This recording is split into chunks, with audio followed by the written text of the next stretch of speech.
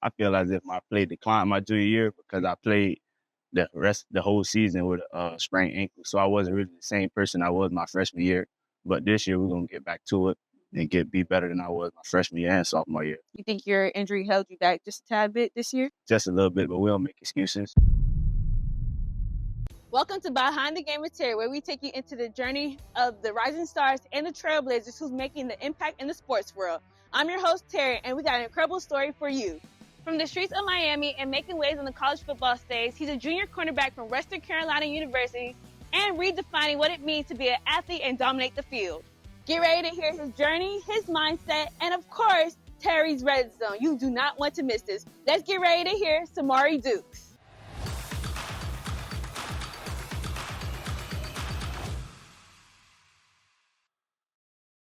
Welcome back to Behind the Game with Terry. I'm Terry. I'm Dukes. And we're going to get this interview rolling.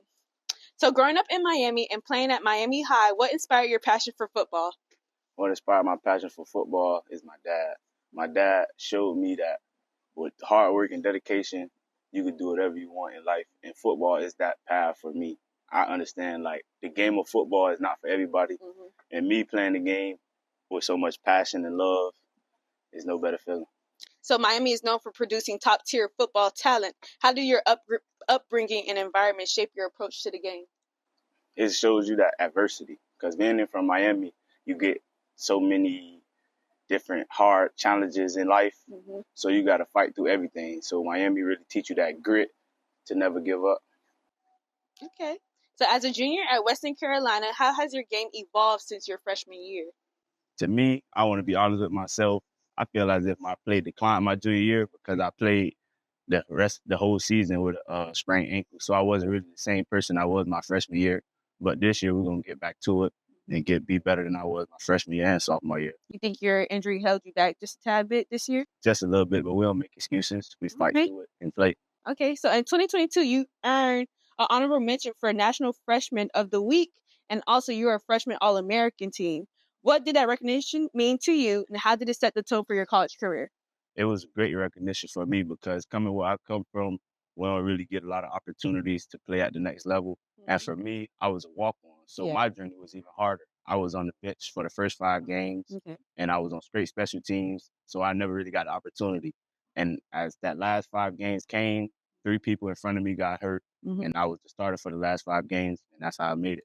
So you said you was a walk-on. Tell me about that transition into, are you on scholarship now? Yes. So tell me about that transition and how you transitioned from walk-on to now a scholarship.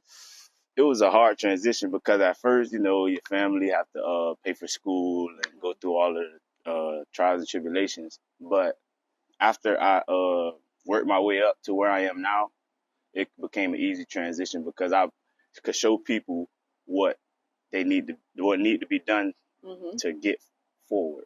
Okay, that's what's up. So walk us through the emotions and preparation behind some of your most memorable plays or games. Okay, so ETSU, well, this year, that was my best play because I ain't really have a lot of plays that's like, oh my goodness. Well, I have interceptions. I have 5 interceptions in my career. But last year, I came up with a 3-finger interception like I was Odell Beckham. Okay. So it was a great play. I seen it. Giant ran across the field, grabbed it. What was that feeling like for you? It was amazing because a lot of people don't do one-hand catches in the game. And my coach tells me, don't do it unless you're going to catch the ball. And I caught the balls, so he was happy. Okay, good. So you set some groundbreaking stats. What do you think separates you from other defensive backs at your level? What separates me is my work ethic and my willingness to tackle. Because you got to get around the ball. My coach always say, once you get around the ball, good things will happen. So all you got to do is get to the ball. Yeah, because I've seen some personal defensive players that do not baby tackle. So it's good that I like to hear that you know how to tackle. You're down to get aggressive with it. That's good. Yeah. What's your pregame ritual or routine that gets you in the zone? See, I don't really have a pregame ritual or routine, but one thing I do like to do is stretch and foam roll before the game. That's the best thing. Stretching and foam rolling, getting my body loose to make sure that I'm able to make the plays, move fast, and get my fast twitch muscles ready to play. Okay, that's what's up. And then defensive back is a demanding position, both mentally and physically. How do you maintain your focus during high pressure situations? How do I handle my focus? I just really don't think about the game. All you gotta do is just have fun. That's really what my coach instills in the team. Is just have fun. Just treat it like you've been playing football since Little League. So it shouldn't be no different from that. So do you think like some teams like build that pressure on them? They're like, we have to beat this team, we have to beat this team, and then they just sometimes they'll fall down, like crumble. Oh yeah, we did that a lot this year too. But I feel as if that you don't get into those type of things. You take it one game at a time, and if a game is just a game, no game is bigger than the other. All of the games are the same. You got to go 1-0 every week to get to your ultimate goal. That's what's up. So who are your biggest role models in football, and how have they influenced your style of play? My biggest role model for football, see, I was an offensive guy, so I would say Justin Jefferson. But for football, my dad. He instilled everything into me, my work ethic, how to not give up. He helped me train. He tells me what to do. Even after the game, he called me on the phone. You should have did this. You should have did that. Yeah. So I say that's my dad. So you say you were an offensive person before. What was your position in offense? Oh, I played receiver and running back. Okay, so what changed? What changed was I was recruited to the school to come and play running back. But when I came in the spring, we only had 4 corners. So they seen my film and seen that I could play defensive back. Okay. So they switched me to defense. Okay. I didn't know that. See, I got to do more of my research. But anyway, what's been the toughest moment in your football journey, and how did you overcome it? I would say my toughest journey was my last year of high school football, because I did a post-grad year because I didn't have any offers, and then COVID was my real senior year, and we only played 5 games. So I did an extra semester at a high school, and then I came out of that school. I only had Edward Waters Division II offer. Okay. And one of my teammates, his name Hayward McQueen, shout out to Hayward.